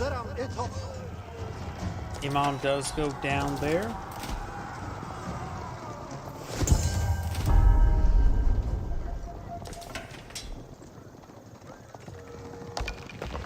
The only Empire player does have good amount of resource stored on up. Do now cannon placement here with a relic on the inside. So this cannon will do 94 damage per shot. Gain some great damage there. Palisade walls trying to be deployed on the field. Got a handful of spearmen. Good number of spearmen here. Enough for defense. Those can one those lancers. Good damage from others. These knights are pushed forward. Will be hit by also by a spring golden placement here as well. You have a handful of spearmen now and crossers trying to force down these walls. Green right now has a force of 71 military units. Yellow still has a minimal force of 25, though he does have some elite knights on the field. His opponent's very far from aging up, so his opponent could maintain a really good tech advantage. So Magnos in this region could be very effective, as well as some arrow ships. Those probably a bit too late for arrow ships. Outpost not firing away, going for a bombardment placement as well. Spearmen being picked off 1 at a time. And some of these farms start to get torched on down.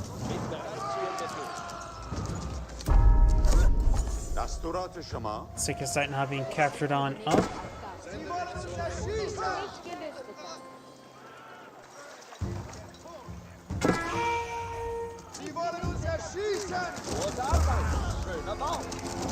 Some of these fishing ships do get gunned down there by those crossbows.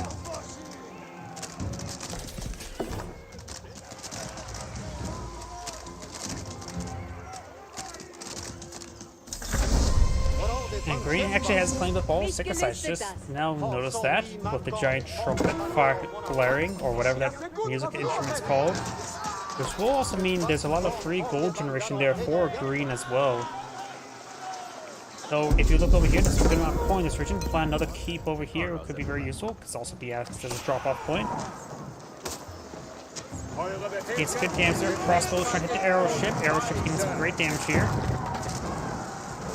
I tend to stream H3 every Monday and Tuesday, so if you want to catch an H3 stream, that'll be a good day for that. Fishing boats trying to get all Yellow's boats have gone down. He does destroy the dock out before another incendiary ship come on out to finish off those spearmen. Down south, Sicker site has been decaptured both by these knights. More of the forest puppers being claimed up as well. And he's sort of, as his last of his natural food resources other than these fish, he still has been maintaining minimal fishing boats here. Maybe 1 or 2 wouldn't be half bad, though this will give him a nice little trickle of food, but nothing too significant, honestly. Knights now advancing forward. Does impale some of these villagers as well. Will deny the stone walls from going on up.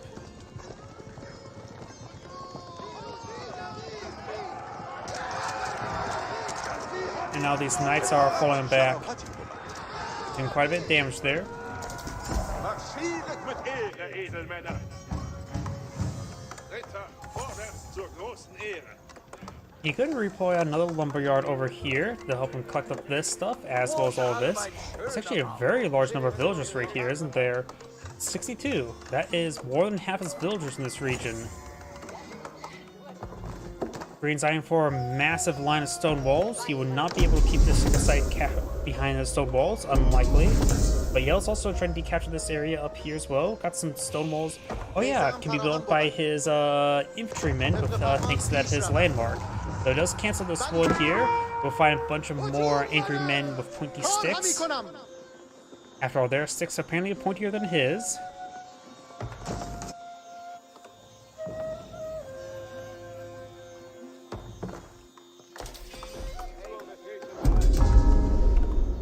Second site not being captured up by Yellow. It's a handful of Landsknecks right here as well. 7 Landsknecks.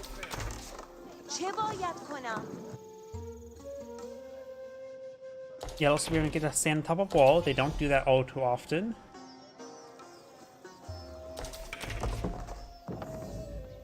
And we've got this massive construction project still going on. Right now, Yellow has a force of 76, opponents at a force of 90. The quality is in favor of Green as well. He does currently have 2 War Elephants, which will be countered by these Spearmen. Landsknecks do generally have high damage as well, 22 damage. And say versus these Spearmen, which they do get plus 20 versus Cavalry, so the Spearmen will do more damage versus Cavalry, twice the amount of damage than Landsknecks.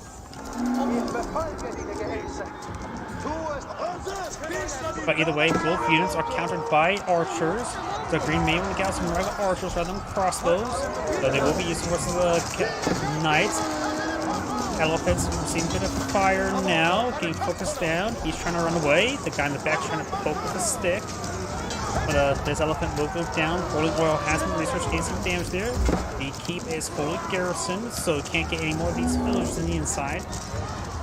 There's a handful of archers here as well. They do get the bonus damage from Landsknecks. Landsknecks are classified as light and melee.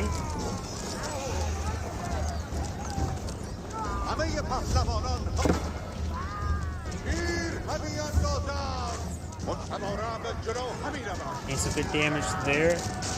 Lancer does charge away forward, does find Landsknecht. Elephant push away forward, we're seeing some fire here. More elephants do have really good armor. They have 7 pierce armor.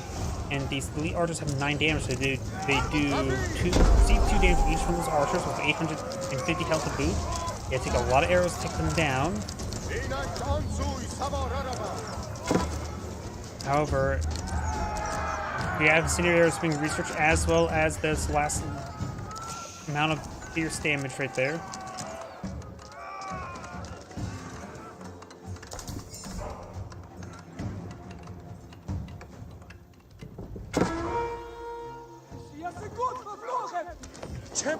Villager does take some hits there. It does go down. Ich weiß, was ich tue.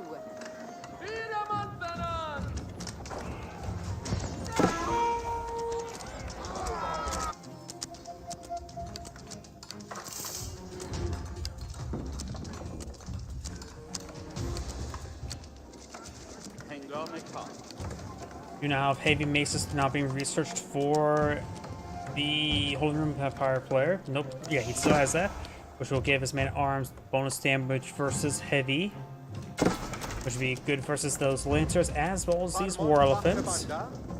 Spearman will still be generally better.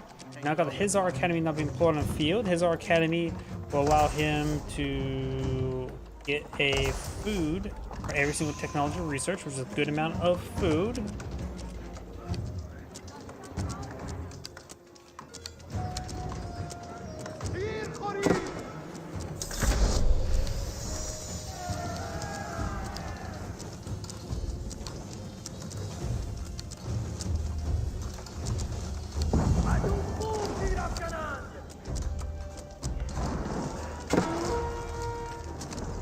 Palisade walls is starting to get torched down there. Now I've got these crossbows getting some good damage there on these spearmen. Got a handful of men-at-arms here, but of course these archers have really good damage at the moment with incendiary arrows, and they're completely maxed out. So they're up doing 13 damage per arrow. And it's fun, it will take time to get his additional pierce armor up and going. Those men-at-arms will get ripped apart.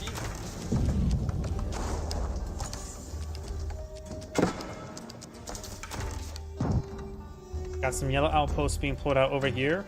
Yellow does have one single site. This one's currently neutral, but green has captured up the other two. And now you got additional fire armor being researched for yellow. Ich kann Befehl folgen. Vordringen und tut die Feinde! Now I got the Springald Range as well as Trebuchet being pulled on out. Overall, green should still go for more archers in its composition, though there's now some man-arms mixed on in. Not a whole lot though, so it shows to go for more heavier archer composition with some other units front line, such as the War Elephant, will probably be good.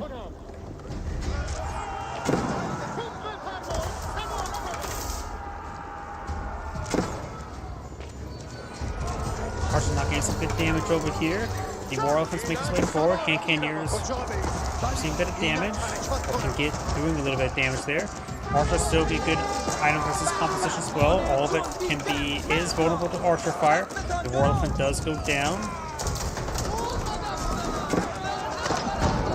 Magano finds a massive shot there into Yellow's archers. A perfect item in this situation. Trying to pair it up by the villagers, but it's taking massive amounts of fire. Does fire one more shot. Gets a good hit there. Magano now completely surrounded, getting hacked apart, getting repaired as well. But does go down there. A couple of green archers now pushing forward to engage his forces. A couple of green villagers starting to go down as well.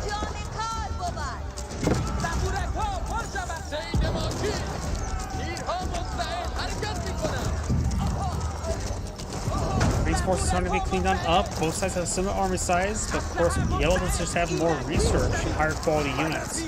While the quality and army size is similar, they simply have access to, say, the incendiary arrows research has access to bloodlines. One's still researching some of that.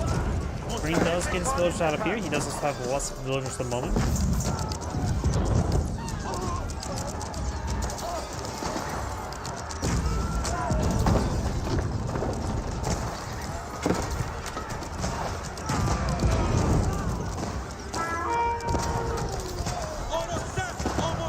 Gazi Raiders having fun on the field, which would be a good item to engage these archers, as well as decent item versus the man-at-arms to get a little bit extra heavy damage. But the problem is they're not here in large numbers, and green does back the game now. This is Great saying thank you for watching, and on to the next replay. So, my stomach just right now just feeling it's pretty upset, so I may call the stream a bit early. My apologies. Everyone, thank you for watching, have a good evening, and get some good rest. Enjoy.